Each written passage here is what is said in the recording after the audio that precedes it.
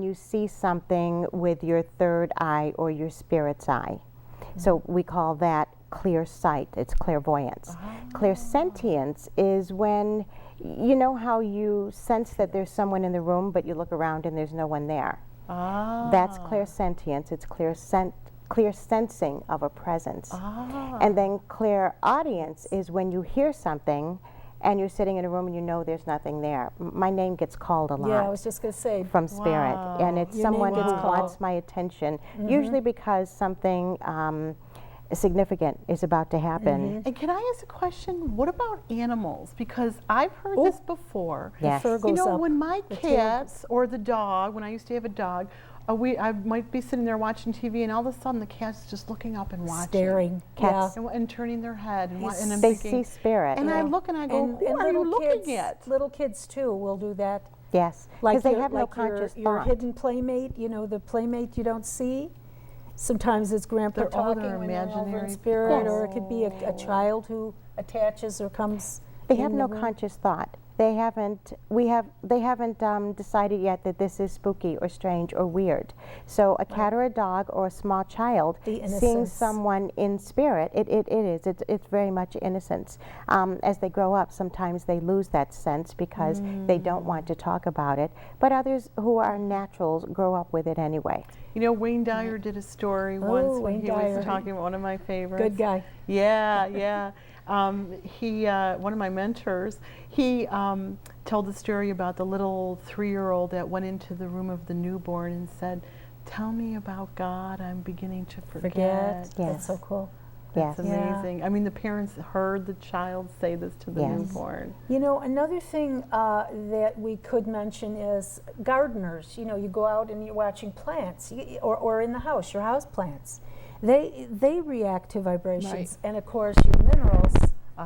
Yes. This is living. It's still alive, and this is from the mineral kingdom, and this is why some of the psychics work with crystals for healing. Sometimes they place them up your chakras or your spine area, but on the front or the back. Well, it could be either way, front or back. Right. But this is why they use the stones, because they are alive and they do have a vibration. And like you admired the amethyst is a very spiritual stone.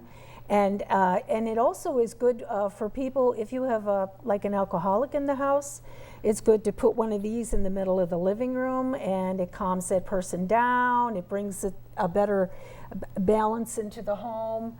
Rose quartz, I tell people a lot of times to put it in the drawer next to the bed so they can sleep better. That doesn't attracting love and harmony. Yeah. Well, yeah, it's peace, love, and harmony. That's what rose quartz is.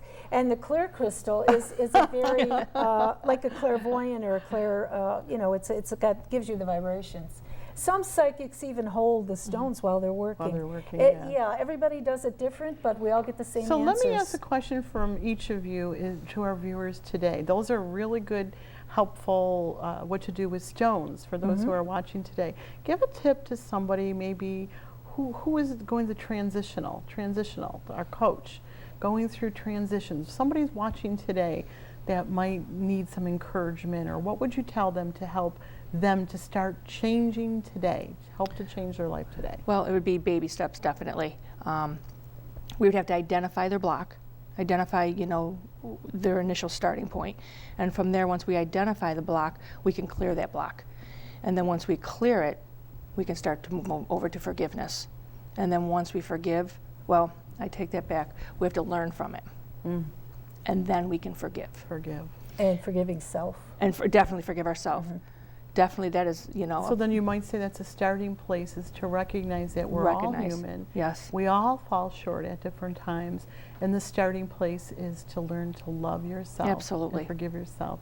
And isn't that what one of our greatest teachers taught us, is love yourself, love God with your whole heart and soul. And if you don't love yourself, who else is going to love you? Exactly. Absolutely. Exactly. And how about you? What is something that you might be able to say to the viewers who are watching today, something that they can grasp onto to begin to make a change in their lives? That we're all spirit having a human existence. And because we're all human, we all have challenges that we have to face.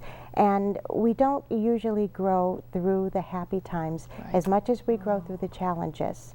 So I would ask the viewers today to ask what the challenges have taught you and how you've grown from it. That is so beautiful.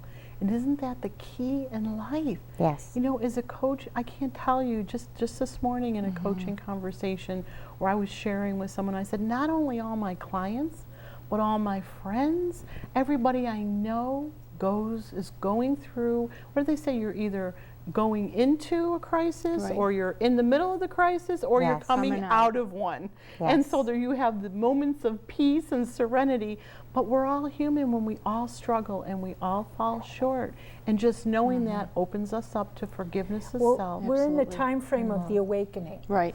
They were talking about the Mayan calendar ending, but it's round. And something round never ends. It just keeps turning. So the awakening, and this is what I'm noticing with many people that are coming to me. You know, what you said is true. But we have to raise above that, and we have to encourage people in a very positive keynote and key words. We have to use the right, we have to feel it and give it to them.